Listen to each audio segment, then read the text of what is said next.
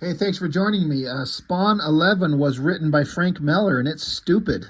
I mean, this is really, really dumb. Um, what was it? Spawn's issues 8, 9, 10, and 11, where he brought on Neil Gaiman, Frank Miller, Alan Moore, and Dave Sim, I think it was. Everyone knows the story. Spawn, in general, and Image Comics in particular, were being called out for having pretty art weak and weak stories. And so McFarlane's like, well, all right, I'll hire on the best writers in the business. And I think, to varying degrees of success. I already reviewed issue 10 long time ago, about a year ago, with one of my friends, where Spawn, it was like some kind of allegory of creators and their creations and giving up their rights to own them versus owning your own character. Everyone's probably seen Spawn 10. We all know about that one. And then I think it was number 9. Sorry, I'm losing track of which one was which. 8 was the Alan Moore one, I think. I reviewed that one. It was weird. It was interesting. I don't know if I would say that Alan Moore took it seriously, like he gave a shit, but he wrote something interesting.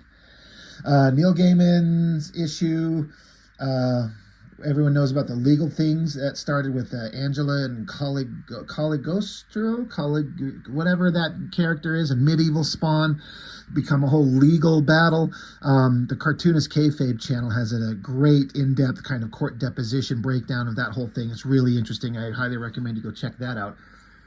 But then he brings on Frank Miller, and I'm like, well, hell yeah, I've been enjoying Frank Miller's stuff, Sin City. So Frank Miller writing Spawn, how could this go wrong? Either Frank Miller is this is just a paycheck to him, or he didn't understand Spawn, or he was just intentionally trying to be a smartass. I don't know what went on, but this is like the dumbest issue of Spawn, and that's saying a lot. I mean, McFarlane takes it seriously. This is his creation, his character, his brand, and he wants it to be taken seriously, and he puts in all his effort. And whether or not you like his results, that just depends, but I don't think you can deny that McFarlane takes it seriously. I find Spawn to be significantly less interesting the more the series went on. I was saying this recently with that issues 264 and 265 that Eric Larson wrote and penciled, how I was saying that Spawn as a concept, I feel like, is like one big graphic novel of a story, and that's all that is there for that's all the interesting story that's there. I was thinking just then about how kind of like the original Crow, James O'Barr, wrote a big collection of books that stands on its own as is, and the Eric Draven character, Crow, should just live in that kind of world in that one story. Spawn should have been the same, but McFarlane wants it to be his brand and go on forever and ever and ever. Okay, so story, Frank Miller, art by McFarlane. So we know at least it's going to be visually interesting, and it always starts out this way. McFarlane is really good at he'll put things in the foreground in an image to really like push the visual medium towards you. Hands this huge on the page, and some homeless guy trying to get Al to snap out of it. So, this is after Spawn has been in that, I don't know, I think he got killed and then went to hell, and then it was that whole thing with Cerebus, the Dave Sim character, and Spawn was palling around with him, and they were having the whole conversation about creators' rights. It was a whole issue to talk about comic creators, like I was saying. But wherever he was, whether it was a dream or whatever, he snapped out of it. It's like he's puking up his guts, and he's like, that was really weird. Demons and new age girls and really mean angels and a talking aardvark that smoked. So that's Cerebus. Good art, kind of standard McFarlane stuff, but, there it is. But, Spawn's awake and just wondering if those last several issues or just some kind of fever dream, whatever. His homeless salt of the earth bums here are like, don't worry, you're probably, it's because you're drinking. And literally Spawn is standing here yelling, but I don't drink, damn it. You know, this doesn't, it just feels so weird.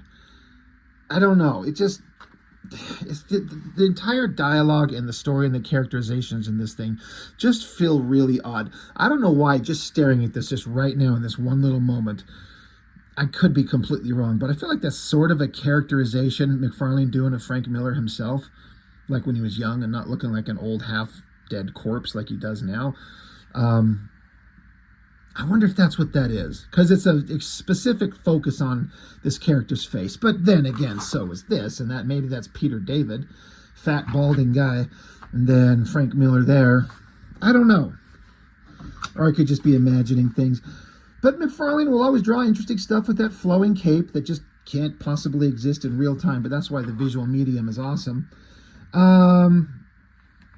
So then they hear this giant explosion in the distance. So Spawn's like, that's a 50 millimeter tsunami. It's Japanese. Cops don't use it. It's military. Okay, sure. Spawn hears an explosion, so he's going to go investigate because he's a former soldier, so he knows about weapons tech. Another explosion sends him flying back. There's some chick there, but then Spawn gets blasted from behind. The blast goes through him and her. Kills her, I guess. And then while Spawn's dead ass is lying in the ground, there's a big ominous shadow. And then there's just a dude with the big gun. And there's Spawn lying there. He's got his ass in frame and a giant hole through his body. Yeah, I'm just kind of looking at this art. You know, I'm usually completely on board with McFarlane artwork, but then he'll drift into weird areas and things get goofy and cartoony and just, it doesn't seem to fit the vibe of the story that they're trying to write. And this goofy looking guy, look at his big, fat, thick, chunky, weird McFarlane hands. This one here is kind of fine. This one's kind of weird. But Spawn, you know, he's an undead gelatinous goo from hell or whatever the fuck he is. So he stands up and, you know, this villain here, whoever he is, he says, maybe I'll kill you too, you old drunk turd. I've got a case of the nasties tonight. And then Spawn's voice says, me too. Bad case. Your fault. It sounds like, you know, sometimes, I was going to say McFarlane, Frank Miller will write this dialogue that works in his books with his characters, but then other times it just sounds really stupid. I don't know. What the fuck did he do to the guy? I don't understand. There's the guy, and then the page, the guy just runs off. He just lets him go. Okay. Spawn's mad because the girl's dead, so now he's on a mission, so he has to heal the hole blasted into his chest, and it says first precious energy spent, which is, you know, reminding us that he's got a power meter. He's got a finite amount of power, and if it's once it's used up, he goes back to hell, which I never understood.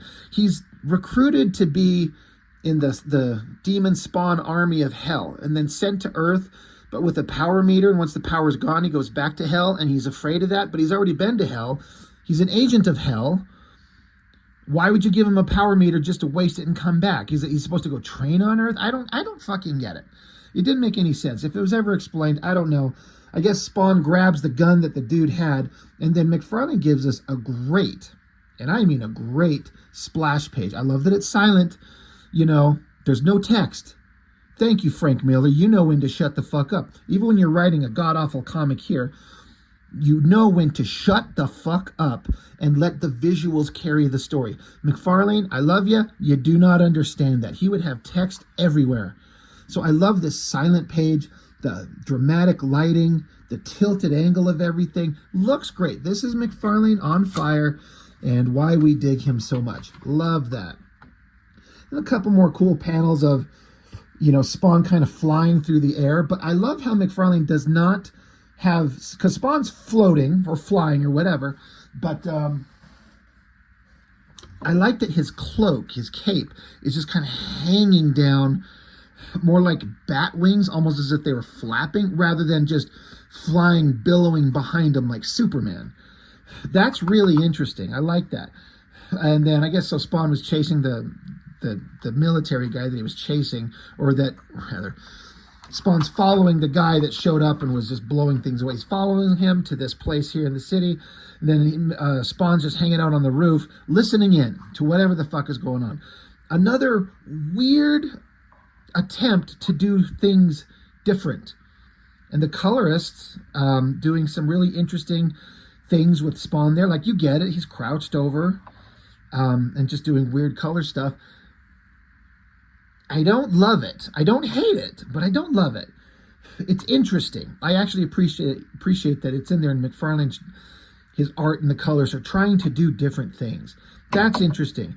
What is not interesting is this big, stupid, jack-off looking, weirdo, creepy guy, and these text boxes with little arrows that says, "This is Byron," with the R flipped backwards. Cyborg enforcer for the nerd gang. Big and mean and as stupid as they come. This is the dumbest thing I've ever, like, this has got to be a joke. It has to be a joke.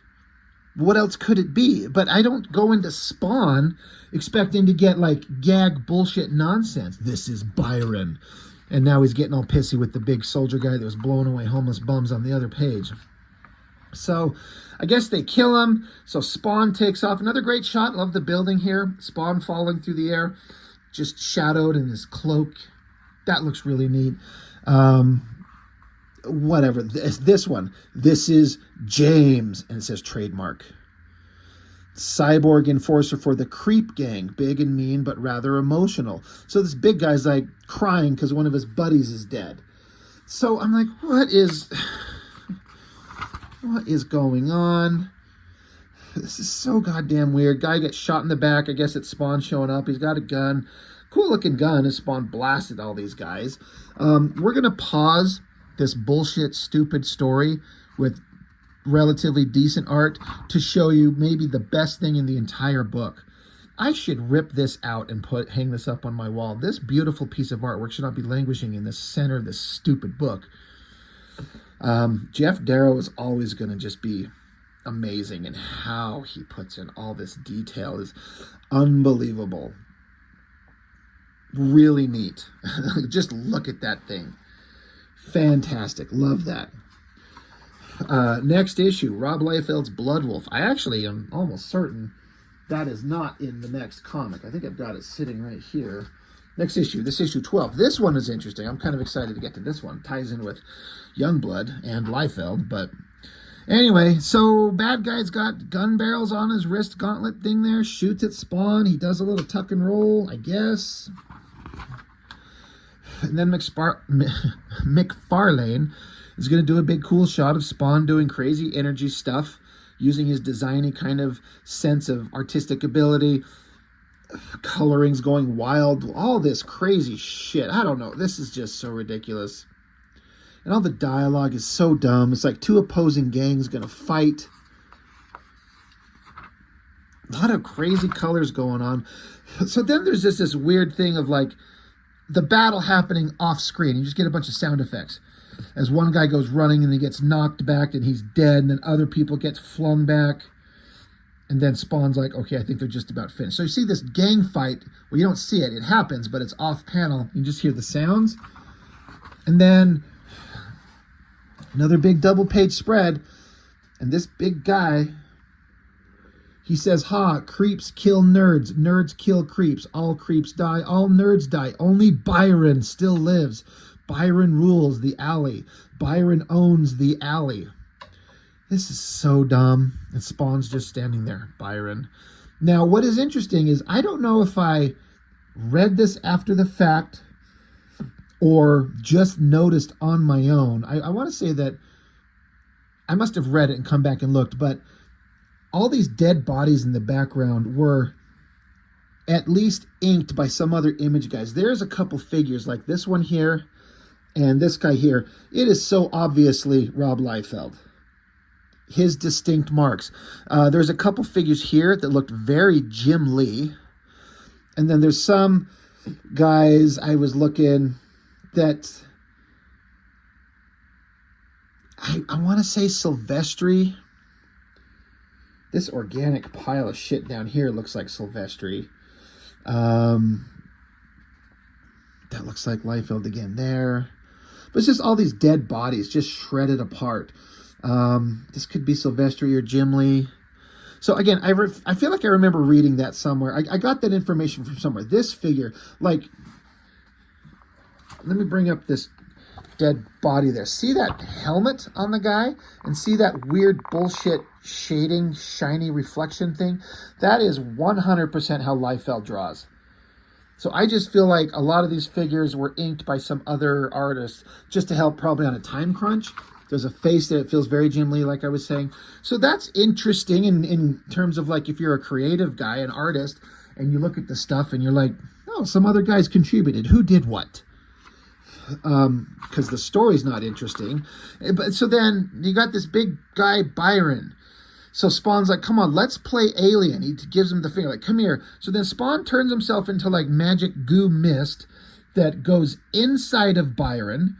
And then he gurks and herks, and then boom, Spawn's fist punches out of the guy, and then he just explodes out of Byron. He literally did a xenomorph thing. Turned himself into mist, went inside of him, reconstituted himself into a physical form, and exploded out of Byron. Then he stands there, and his homeless bum buddies are like, what are we going to do? What about the alley? He's like, fuck it, whatever. Who cares? Leave it for the cops. They'll clean up, and then we'll move back in, and life goes on. I remember reading this and going, what the fuck was that? Frank Miller, are you out of your mind? Or do you just not care? So that was the weirdest thing. It's just like, Frank Miller, what was that? That was stupid. The Alan Moore contribution was great. The Neil Gaiman story, as far as contribution to Spawn lore, was great. It's not great for McFarlane's Pocketbook years later. And the Dave Sim stuff was brilliant. But the Frank Miller contribution, the one that at the time I was most excited for, was far and away the dumbest thing. Just stupid. So, kind of glad that all that stuff is over. The fill-in writers, because then you just get back to, McFarlane doing his weird Spawn comic. And, like I've said before, I collected Spawn into the 50s or 60s, maybe even to the 70s. I'm not even really sure. I just kept collecting it out of habit.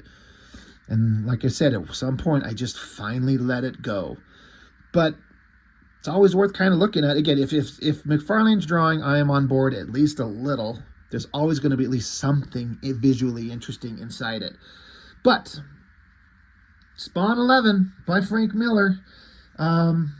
Hope you enjoyed his paycheck. I'm sure he did. But I'm sure everyone bought the shit out of this because the hype around it was crazy.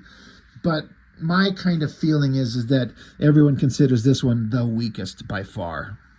So, anyway, that's it. That's all I got. Thank you for joining me. As always, I appreciate it. I'll see you next time.